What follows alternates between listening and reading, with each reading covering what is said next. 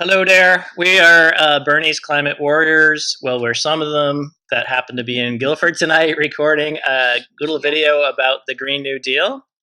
So we're going to go over some of Bernie's Green New Deal and then pose questions to ourselves that we hear out there that are kind of like frequently asked questions. And if we are successful with the technology, this is going to end up on Facebook, and then if there's comments on Facebook, then we can answer the questions there. So we'll just introduce, and we're also on the Bernie Sanders Steering Committee, so we're all big Bernie supporters. My name is Michael Dowe. I'm Diane Hanley. I'm Fawn Gaudet. Yeah, so we're going to just get into right away what's the deal with why we need a Green New Deal, and what are the specifics of Bernie's, and what are the advantages. So we have some slides, but we're not going to go through all of them because it would be too much, as we learned previously, trying to make this video previously, and it just went on and on. So, but we will show a few slides. So we're going to go to the Bernie slideshow, and we'll go back to why we care. So this is what this is obviously unprofessional because I had to go back a couple slides, but whatever, we're real. Mm-hmm. So, why do we care? So the UN, International Panel on Climate Change, IPCC, says we have 11 years. It's probably less. Every time we talk about it, it goes down. So every time some new science comes out, we have less and less time. As we know, it demolishes communities like Puerto Rico and the Virgin Islands have had disasters from hurricanes. California and Australia have had some big issues with fires, especially in the news recently in Australia. So what we're trying to talk about is it's something that is going to cost huge amounts of money to clean up, and every year there's going to be bigger and bigger disasters. So why not take action now? It's the pay me now or pay me later problem.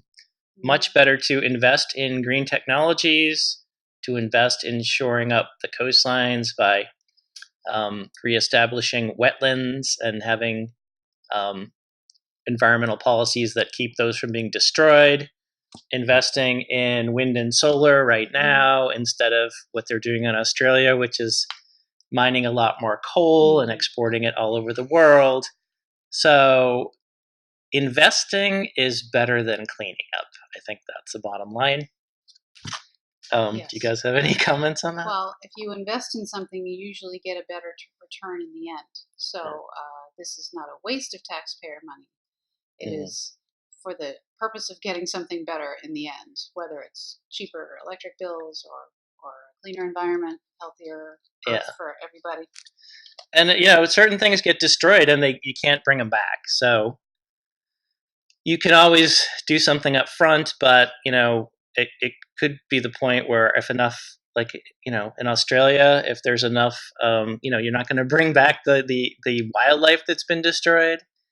So that money is much better spent up front. And hopefully I don't have an arrow over my face. I'm going to move that over there. Hopefully that doesn't show in the video. But this just shows we're real people. Mm-hmm. And it also addresses helping indigenous communities, where, especially in Alaska, where the coastline is eroding into the ocean. And it sets up plans to help people and educating people and moving forward. So it protects, all of us here, and it protects people globally. In water on reservations is also poison too, so it will help that in many communities that are experiencing poverty as well. So it's a really holistic deal that helps everybody. Yeah, and it is true that communities that are the most at risk and have the least power, like underserved communities, tend to be affected the most by climate change, and also they have the least political influence, like especially if you look at Puerto Rico. It was a major disaster and not that much was done about it, and what was done wasn't handled very well, and a lot of that is that they don't have the influence and power to get the government to do what needed to be done. and they're still experiencing struggles, as many Yeah. communities. The earthquake. Yep. And Bernie would address that. Exactly, yes. I think another thing we wanted to talk about, which is on a slide, is, but we don't really have to go to the slide probably, like what happens when these jobs are displaced. It's been said in other campaigns in the past that, which is true, that there are certain jobs that are just going to go away because of the economy, right? So coal mining jobs don't have a long-term future, even without any kind of government interference at this point. It's like the market has made coal extremely expensive. Yeah, well, actually, even with subsidies for fossil fuels, the market's made it expensive. It has very difficulty competing with a lot of difficulty competing with natural gas because that's just super cheap right now. And also, the next cheapest forms of energy are solar and wind, and those are just getting cheaper and cheaper. And it's going to be with economies of scale. They're going to get even cheaper. So certain things just aren't going to come back. But what other candidates have proposed in the past is just sort of half measures of like, oh, we're going to kind of give these people some training. You can't just like have vague training. So what Bernie's going to do, and Bernie's probably one of the best candidates for taking care of people in any economy, and especially a changing economy.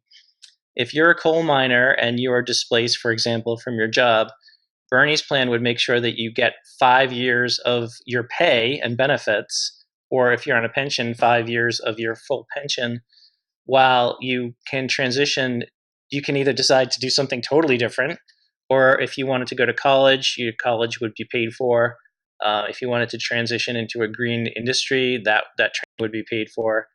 So Bernie definitely makes sure that nobody is going to be, left out, and nobody is going to lose their job or go into poverty during any kind of transition. Please find Bernie online. You can look him up, and there's plenty of ways to take action. And remember, he says it's not me, but it's us. Yeah. And it doesn't end with the election. That's one good thing that's one of the reasons I like Bernie, is that he has a lot of dedicated and energetic supporters that are going to keep at it and make sure that his agenda gets enacted after he's elected, because it's not going to end on election day. We're going to have to keep pushing for the entire 8 years of Bernie's presidency. So It'll be an uphill climb. We're going to be there for it. Okay, well, thank you very much. And we are going to put this on Facebook. So thanks for watching. And if there are any questions, we can answer them in the comments. So bye-bye. Bye. Thank you. See you.